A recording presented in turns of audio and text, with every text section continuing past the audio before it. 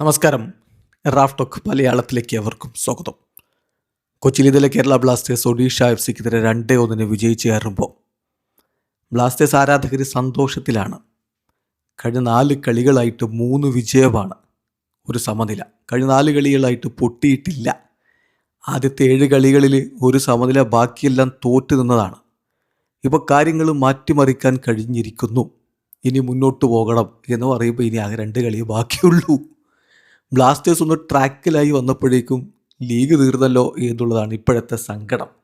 എന്തായാലും 11 കളിയിൽ നിന്ന് 11 പോയിന്റ്, ബ്ലാസ്റ്റേഴ്സ് 9ാം സ്ഥാനത്ത്. റെലഗേഷൻ എന്നുള്ള ആശങ്കയൊക്കെ ബ്ലാസ്റ്റേഴ്സ് മറികടന്നിട്ടുണ്ട് എന്നർത്ഥം.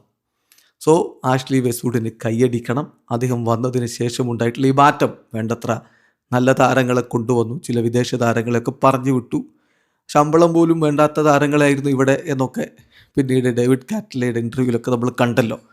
അവിടെ നിന്ന് കാര്യങ്ങൾ മാറ്റിമറിച്ച് ഇങ്ങനെയെങ്കിലും എത്തിച്ചതിന് ആഷ്ലി വെസ്റ്റ്വുഡിന് തന്നെയാണ് കൈയടിക്കേണ്ടത്. ഇപ്പോൾ ഇന്നലത്തെ കളിയൊക്കെ എന്ന് പറയുമ്പോൾ ബ്ലാസ്റ്റേഴ്സ് സ്വന്തം മണ്ണിൽ ബാക്ക് ടു ബാക്ക് വിക്ടറി നേടുന്ന ഒരു കാഴ്ചയാണ് നമ്മൾ കണ്ടത്.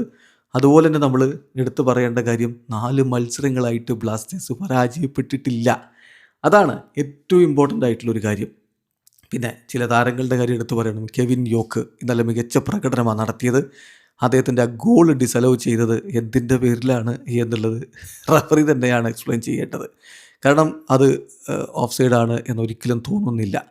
അദ്ദേഹം അത് ആഘോഷിച്ചു, ജേഴ്സിയൊക്കെ ഊരി, പാവം ഒടുവിൽ യെല്ലോ കാർഡ് കിട്ടുന്നൊരു സ്ഥിതിവിശേഷമുണ്ടായി. പക്ഷേ ജയിച്ചല്ലോ എന്നുള്ളതാണ് ആശ്വാസകരമായിട്ടുള്ള കാര്യം. പിന്നെ എബിൻ ദാസിൻ്റെ കാര്യത്തിൽ സീസണിൽ 5ാമത്തെ അസിസ്റ്റാണ് ഇന്നലെ അദ്ദേഹം സ്വന്തമാക്കിയത് എന്ന കാര്യം കൂടി അവർക്ക് പതിയെ ആരാധകരെ തിരികെ ആകർഷിക്കാൻ ബ്ലാസ്റ്റേഴ്സിനാവുന്നുണ്ട്.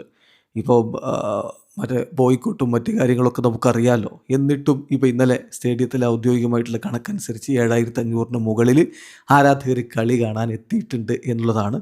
പതുക്കെ ആ ഒരു പോസിറ്റീവ് വൈബ് ബ്ലാസ്റ്റേഴ്സ് തിരികെ പിടിക്കുന്നുണ്ട്. ഇതിൻ്റെ ഇഷ്യൂ ഒക്കെ ഇത്രയേ ഉള്ളൂ. കളി നന്നാവണം, നല്ല താരങ്ങൾ ഉണ്ടാവണം, ആരാധകർ ഉറപ്പായിട്ടും സപ്പോർട്ട് ചെയ്യും.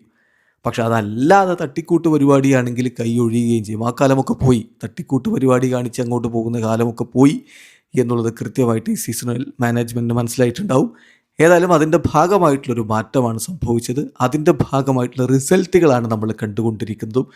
ആകെ ഒരു നിരാശ എന്ന് പറയുന്നത്, ബ്ലാസ്റ്റേഴ്സ് ഒന്ന് ട്രാക്കിലായി വന്നപ്പോഴേക്കും ലീഗ് തീരുകയാണല്ലോ. ഇനിയിപ്പോൾ 2 കളികളാണ് കേരള ബ്ലാസ്റ്റേഴ്സിന് ബാക്കിയുള്ളത്.